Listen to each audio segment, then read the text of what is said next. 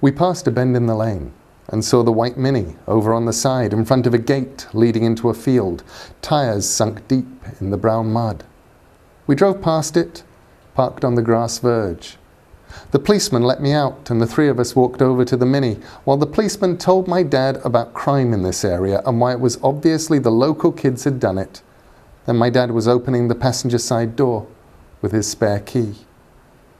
He said, "Someone left something on the back seat."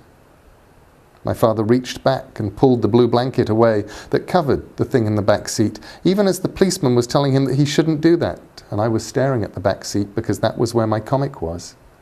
So I saw it. It was an it, the thing I was looking at, not a him. Although I was an imaginative child, prone to nightmares, I had persuaded my parents to take me to Madame Tussauds Waxworks in London when I was 6 because I'd wanted to visit the Chamber of Horrors, expecting the movie monster Chambers of Horrors I'd read about in my comics. I'd wanted to thrill to waxworks of Dracula and Frankenstein's monster and the Wolfman. Instead, I was walked through a seemingly endless sequence of dioramas of unremarkable, glum-looking men and women who had murdered people, usually lodgers and members of their own families, and who were then murdered in their turn by hanging, by the electric chair, in gas chambers. Most of them were depicted with their victims in awkward social situations, seated round a dinner table, perhaps, as their poisoned family members expired. The plaques that explained who they were also told me that the majority of them had murdered their families and sold the bodies to anatomy.